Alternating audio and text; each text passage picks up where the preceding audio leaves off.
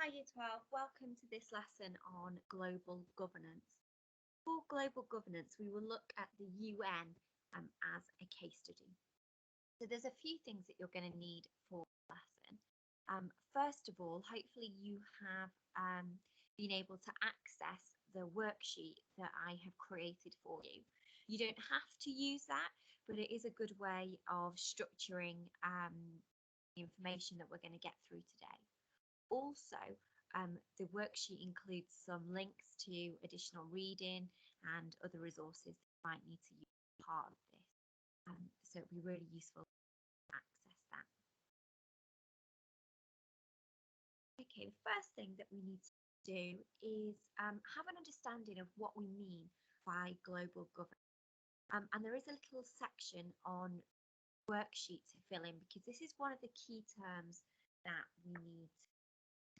So global governance is a movement of political integration aimed at negotiating responses to problems that affect more than one state. That is the definition of global governance. It is essentially the management of global systems. You might want to pause the video here so that you can write up the definition onto the section in your.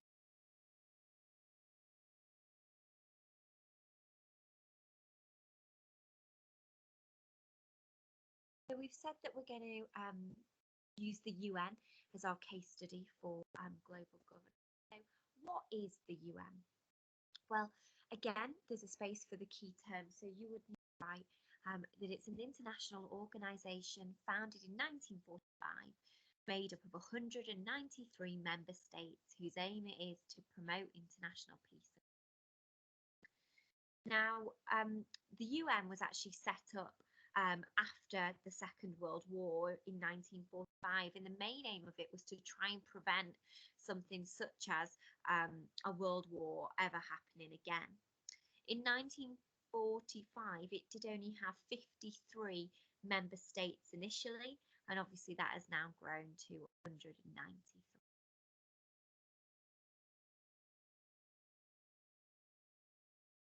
The main aims of the UN then, their overarching aim is that they want to maintain international peace and security. That was the reason that they got set up in the first place. But over time, obviously, the role of the UN and its different sort of elements have expanded. So also a focus on promoting human rights, trying to improve social and economic development in areas of the world that require it, protecting the environment, which is a big one today particularly, providing humanitarian aid where it's required, and human rights there again, but very important. So they're the main aims of the UN. You might want to pause the video here so that you can jot a couple of those down in the section that says aims of the UN. Okay, so the United Nations is a big organisation.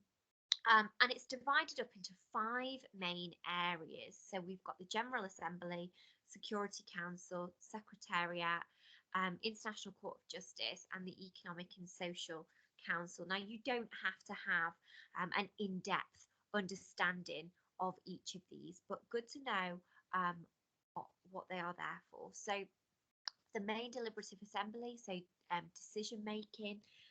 We've got the Security Council, whose focus it is to maintain peace and security. The Economic and Social Council, the Secretariat that will carry out research and studies, and then the International Court of Justice. On your worksheet, there is a little diagram, and it might be worth you just annotating around each of those to enable you to add a little bit extra of detail to each of these sections.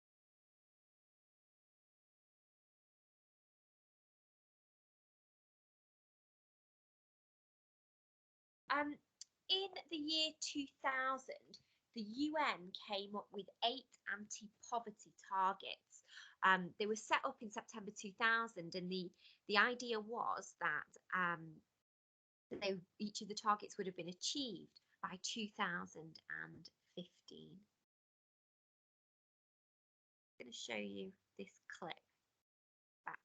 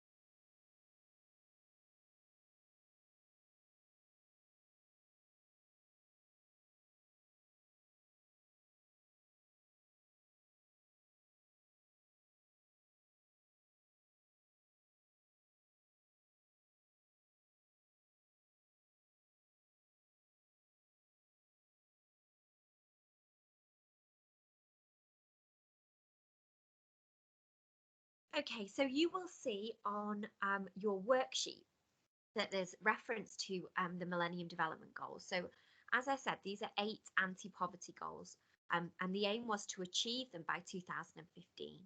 We know that we are past 2015 now, so we can look back and assess the success of these targets. On files on Teams, there is a document that takes you through the Millennium Development Goals, and for each of them assesses how successful the UN were in achieving those goals. And I would like you to make some notes on those. So which were achieved and which weren't, which are there still work to do on. Okay.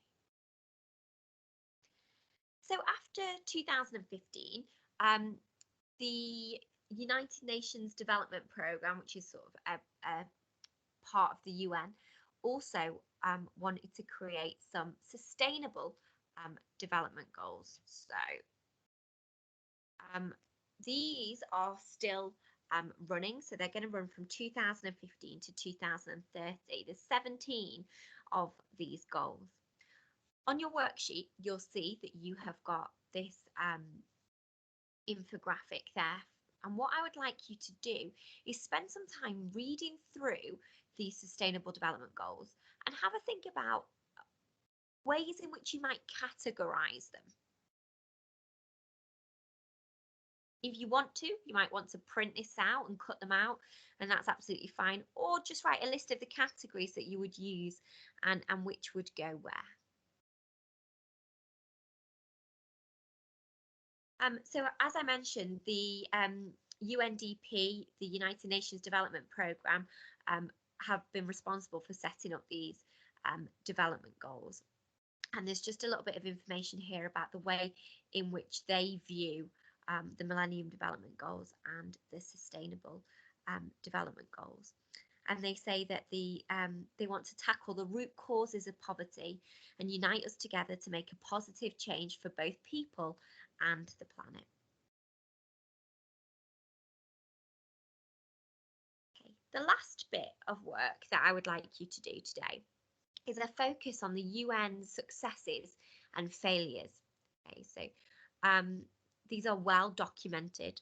Now I've created some resources to help you. So again, there's links on the worksheet that has been made available to you, to some sort of articles, things like that.